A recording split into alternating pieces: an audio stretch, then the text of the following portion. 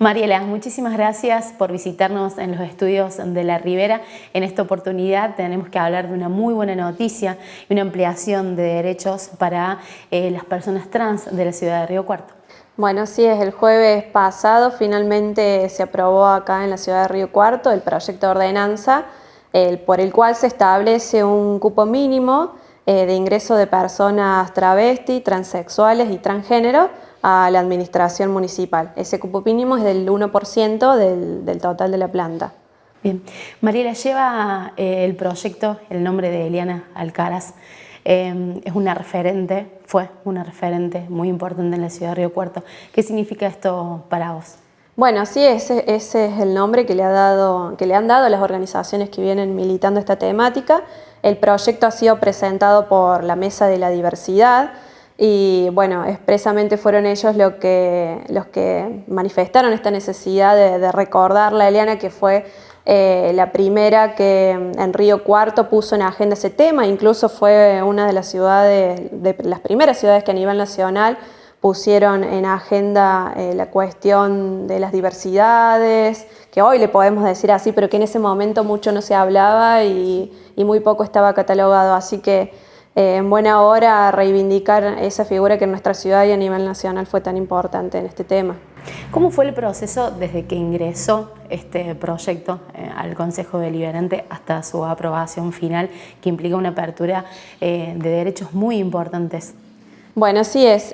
Según nos contaban las organizaciones, este proyecto había sido presentado 8 años consecutivos. En el Consejo Deliberante no había tenido tratamiento. Bueno, este año hemos creado, es muy nueva la Comisión de Género, Diversidad, Niñez, Adolescencia y Familia, pero es la primera vez que lleva estos nombres también la comisión. Se viene poniendo en valor el tema en la ciudad, también se ha creado la Secretaría de Género, la Subsecretaría de las Mujeres, que también está abordando los temas de diversidad. Se viene poniendo en agenda y en preponderancia estos temas. También creo que ha sido importante el decreto que el presidente el año pasado emitió para que el 1% de la administración pública también estuviera compuesta por personas trans. Este me parece que fue el paso fundamental para que, bueno, para dar legitimidad quizás en sectores que todavía tenían algunas dudas con estas cuestiones. Y finalmente, este año, la aprobación ya de la ley de cupo laboral trans. Ya no había más excusas para que esa ola también impactara en Río Cuarto, así que bueno, muy orgullosa también de que nuestra ciudad también sea parte de ese proceso, donde Argentina no solo es pionera en Latinoamérica, sino a nivel mundial. Leyes como estas no existen en el mundo, así que por ahí cuando nos bastardean tanto, también tenemos que sentirnos orgullosos de esto, orgullosos y orgullosas de estos logros. Hablaste de legitimidad.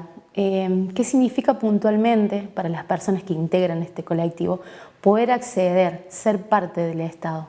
Bueno, justamente en las comisiones donde nos dedicamos a escuchar a las organizaciones, ¿sí? Qué pensaban del proyecto, qué modificaciones le harían, qué agregados y demás, y también que nos contaran sus experiencias. Bueno, nos comentaban que eran muy poquitas, casi más del 90% no tiene trabajo formal. Muchas de ellas y ellos, por ahí digo ellos porque la mayoría son mujeres, han sido expulsadas en temprana edad de sus hogares y también han tenido que dejar la escuela y por lo tanto también sumado a la marginalidad que por ahí las expone la sociedad, no han podido acceder a empleos formales. Entonces, bueno, esta ordenanza viene a poner eso, ¿no? La dignificación de la vida que da el trabajo para cualquier persona y en las personas trans que históricamente se las ha marginado y expulsado esa posibilidad, teniendo que muchas de ellas llegar a situaciones de prostitución que por ahí no son elegidas y han tenido que llegar a esas situaciones. Bueno, hoy ven otra posibilidad para sus vidas. Uno de los datos que más nos impactaba y del cual hablaba en la comisión es que la esperanza de vida de las personas trans es de 35 años. ¿Sí? Y esto tiene que ver con todo el proceso de marginalidad que van viviendo, de no acceso al trabajo, no acceso a la vivienda, no acceso a la salud, y que termina haciendo que tengan una esperanza de vida donde el resto de la población tenemos el doble. Entonces había una de las chicas que lo decía, este tipo de ordenanzas termina siendo vida, años de vida para ellos. O sea, ese es el significado muchas veces de poder acceder a un trabajo que les va a dar una obra social, que les va a dar la posibilidad de planificarse y proyectarse en la vida también. Rápidamente, después de esta aprobación, la Secretaría de Género se reunió con la Mesa de la Diversidad para, determinar algunos puntos acerca de la implementación de esta ordenanza. ¿Cómo se va a realizar? Así es, tuvimos una reunión con la Mesa de la Diversidad y otras organizaciones que también están integrando el colectivo, con la Secretaría de Género y la Subsecretaría de las Mujeres. Y bueno, lo que nos comentaban es que esta semana misma tienen las primeras reuniones con la gente de recursos humanos de la municipalidad para empezar a ver las vacantes y la forma de convocatoria e implementación. Pero se han mostrado rápidamente con ganas de trabajarlo, de impulsarlo, las organizaciones ahí, nos hemos puesto a predisposición desde el Consejo Deliberante y también las organizaciones, así que creo que también es una decisión política la rápida implementación de la ordenanza.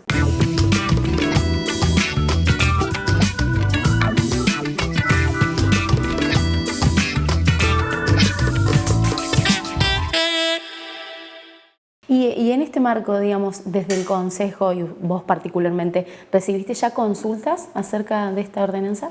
Bueno, sí, hemos recibido consultas y justamente también las compañeras de las organizaciones eso es lo que planteaban a la secretaria, Ana Medina, y bueno, por eso también es necesario la rápida implementación de la ordenanza, porque además el órgano que va a ser el consultor, el asesor, para las personas que quieran acceder al cupo laboral trans en la municipalidad va a ser la Secretaría de Género, así que también va a tener un rol muy importante en esa implementación. Bien, y si hablamos de implementación y también de proyectos, nos contabas que están trabajando en lo que es a nivel nacional el programa Acompañar para que pueda llegar a la ciudad de Río Cuarto. Bueno, así es, en la sesión pasada ingresó también este proyecto que viene del Ejecutivo, que es un convenio para trabajar entre el municipio y el Ministerio de las Mujeres, Géneros y Diversidades, y la idea es poder implementar el programa Acompañar, que se viene desarrollando en todo el país y a nivel provincial, pero la idea es que lo tenga el municipio como herramienta, porque bueno, sabemos que muchas veces es el gobierno municipal la primer puerta que golpean las personas ante una necesidad. Y particularmente para casos de violencia de género sería importante. El programa Acompañar lo que contempla es un abordaje integral de las personas, mujeres y diversidades que sufren situaciones de violencia de género, y en ese abordaje integral contempla una prestación económica que es equivalente a un salario mínimo vital y móvil por 6 meses, porque bueno, lo que se ha observado es que muchas veces a las mujeres y diversidades les cuesta salir de ese círculo de violencia por una cuestión de dependencia económica. Entonces, es por eso que se ha tomado la decisión, incluso el Ministerio de las Mujeres en su presupuesto, la mayor partida presupuestaria se la lleva a este programa, así que es la política más fuerte que está lanzando el Gobierno Nacional en cuanto al abordaje de violencia de género y que muy pronto el municipio va a tener como herramienta a la mano para poder abordar estas situaciones en las ciudadanas y ciudadanos de la ciudad. Bien, ¿cómo es la situación actual en materia de violencia de género aquí en la ciudad de Río Cuarto? Bueno, quienes abordan principalmente los casos, por ahí como te digo, la primer puerta a la que golpean muchas personas es el municipio, desde la Subsecretaría de Género.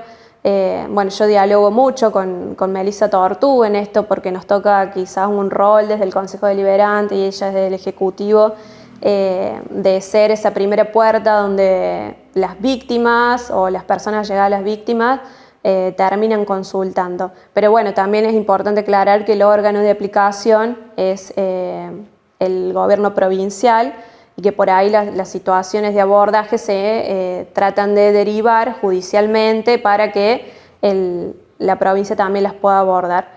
Y en eso que te contaba del programa Acompañar, me parece importante remarcar que este programa justamente contempla, porque también se ha observado que muchas veces no se hace la denuncia, porque las víctimas tienen miedo o deciden no realizarla. Bueno, el programa Acompañar también puede puede acceder la persona sin haber hecho la denuncia, ¿sí? Se necesita de un informe de un cuerpo interdisciplinario y demás, pero se puede acceder sin la denuncia. Creo que, y volviendo a la pregunta que me hacía, como sociedad se ha instalado mucho el tema, atraviesa cualquier partido político y cualquier sector social, y eso es valorable, porque hoy muchas mujeres se animan también a decir un basta y a poder salir de esa situación. Y bueno, en ese contexto es el Estado el que tiene que estar rápido para poder, en esa decisión de las mujeres cada vez más empoderadas o más conscientes de cuáles son las cosas a las que no se tienen por qué someter, que el Estado pueda estar en ese momento para poder ayudarlas en ese proceso. Sí, sobre todo una situación que se acrecentó con la llegada de la pandemia. Hay números oficiales del aumento de la violencia de género, sobre todo por estar en el propio hogar con el victimario. Sí, muchas veces quizás las mujeres y disidencias tenían la posibilidad de salir de esa situación de violencia en el trabajo, en la escuela, en los grupos, en las amistades, pero la pandemia acentuó esos procesos al tener que estar encerradas en una situación de por ahí de extrema vulnerabilidad con el agresor. Y sí se han dado aumentos de las cifras y demás. En esto también fue importante tener un Ministerio de las Mujeres para que pudiera abordar esas situaciones. Si bien no se pensaba que iba a haber una pandemia cuando se creó el ministerio, contar con esas herramientas en el momento en que ocurrió la pandemia fue preponderante también. Mariela, por último, tenemos que hablar de elecciones. Faltan muy pocos días para que se desarrollen las PASO en todo el territorio nacional. ¿Cuál es tu lectura de cara a los comicios? Bueno, en ese sentido, nosotros venimos trabajando con la precandidata a senadora Gabriela Esteves por el Frente de Todos y con el resto de los candidatos del Frente de Todos. Creemos que la opción del crecimiento, de la consolidación del peronismo en la provincia de Córdoba, este peronismo que no va separado en líneas con respecto al gobierno nacional, es el camino. A mí me parece que no le va a ir bien a Córdoba si no le va bien a la Argentina entera. Y en ese sentido es que apostamos a estos proyectos políticos. A mí me gusta como militante política siempre poner a la política por delante. Y esto que te decía del Ministerio de las Mujeres, la importancia de tener un ministerio cuando se abordan situaciones de violencia, la importancia de tener un Ministerio de Salud cuando llegó la pandemia, la importancia del decreto del presidente Alberto Fernández como antecedente para lograr el cupo trans en el país. Yo creo que se trata de proyectos políticos cuando discutimos elecciones.